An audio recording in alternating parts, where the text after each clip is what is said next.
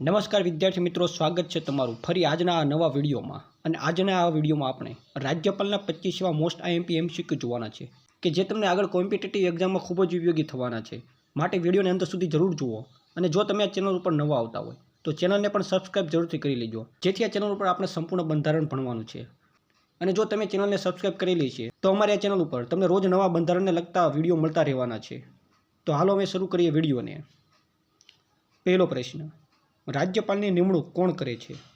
મિત્રો, રાજ્યપાલની નિમણૂક રાષ્ટ્રપતિ દ્વારા કરવામાં આવે છે, એટલે ઓપ્શન સી જવાબ સાચો આવશે. આગળ બીજો પ્રશ્ન, રાજ્યપાલ અંગેનો ઉલ્લેખ બંધારણના કયા અનુચ્છેદમાં છે? તો મિત્રો, જે રાજ્યપાલનું પદ છે તેનો ઉલ્લેખ 153 અનુચ્છેદમાં આપેલો છે. આગળ ત્રીજો પ્રશ્ન, રાજ્યપાલની નિમણૂક કયા અનુચ્છેદ હેઠળ થાય છે? મિત્રો, આ પ્રશ્ન એવો છે કે જો રાજ્યપાલનું પદ પૂછાય તો 153 અનુચ્છેદ આવશે, પણ જ્યારે રાજ્યપાલના નિમણૂકની વાત આવે ત્યારે અનુચ્છેદ 155 આવશે. એટલે કે રાજ્યપાલની નિમણૂક 155 અનુચ્છેદ હેઠળ થાય છે. આ પ્રશ્નનો જવાબ ઓપ્શન સી આવશે. ચોથો પ્રશ્ન, રાજ્યપાલનો કાર્યકાળ કેટલા વર્ષનો હોય છે? મિત્રો, રાજ્યપાલનો કાર્યકાળ 5 વર્ષનો હોય છે. પાંચમો પ્રશ્ન, રાજ્યપાલ પોતાનું રાજીનામું કોને આપે છે? મિત્રો, રાજ્યપાલ પોતાનું રાજીનામું રાષ્ટ્રપતિને આપે છે. આગળ છઠ્ઠો પ્રશ્ન, રાજ્યપાલ માટે નીચી વય મર્યાદા કેટલી છે? તો મિત્રો, રાજ્યપાલ બનવા માટે ઓછામાં ઓછી 35 વર્ષની વય હોવી જોઈએ. એટલે કે ઓછામાં ઓછા 35 વર્ષ હોવા જોઈએ રાજ્યપાલ બનવા માટે. ઓપ્શન સી જવાબ સાચો આવશે. સાતમો પ્રશ્ન, રાજ્યપાલ માટેની લાયકાત કયા અનુચ્છેદમાં છે? તો મિત્રો, રાજ્યપાલ બનવા માટેની લાયકાત અનુચ્છેદ 157માં આપેલી છે. ઓપ્શન બી જવાબ સાચો આવશે.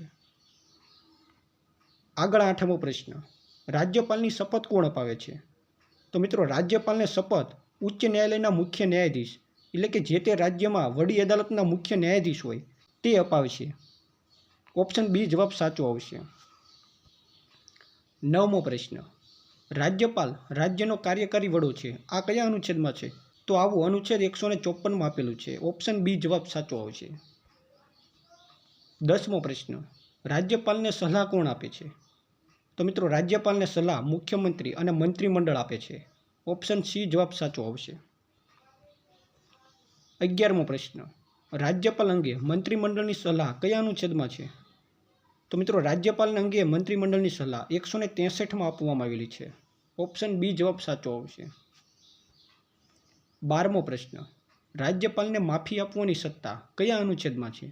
તો અનુચ્છેદ 161માં રાજ્યપાલ માફી આપી શકે છે. 13મો પ્રશ્ન, રાજ્યમાં રાષ્ટ્રપતિ શાસન લાગુ કરવાનું પ્રાવધાન કયા અનુચ્છેદમાં છે? તો અનુચ્છેદ 356માં.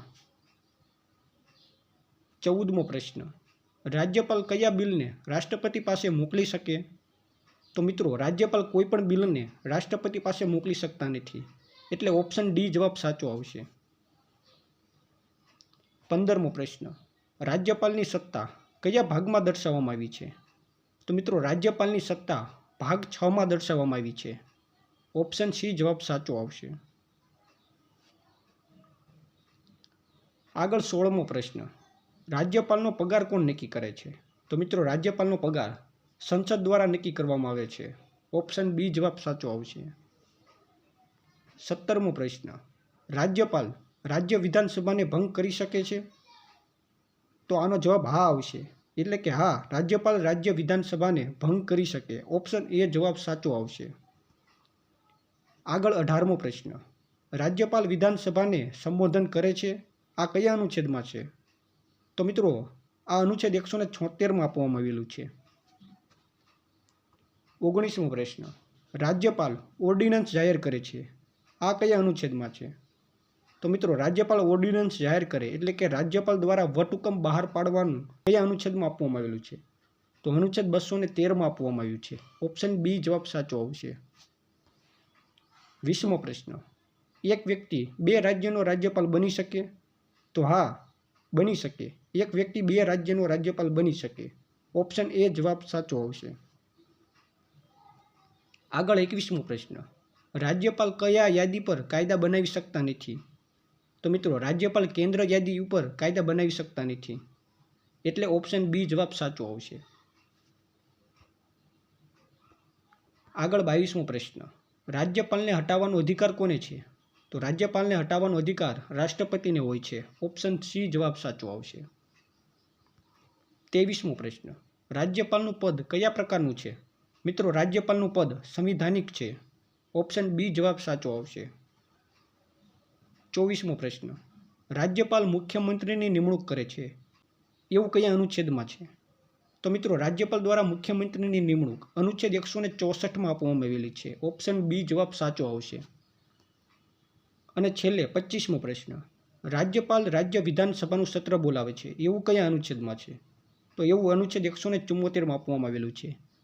તો મિત્રો, આ હતા રાજ્યપાલને લગતા 25 એવા મોસ્ટ આઈએમપી એમસીક્યુ કે જે તમને ખૂબ જ ઉપયોગી થવાના છે. જો આ વિડીયો તમને પસંદ આવ્યો હોય તો વિડીયોને લાઇક કરી દેજો અને સાથે તમારા મિત્રોને પણ શેર જરૂરથી કરજો, જેથી તેમને પણ આ વિડીયો ખૂબ ઉપયોગી બને.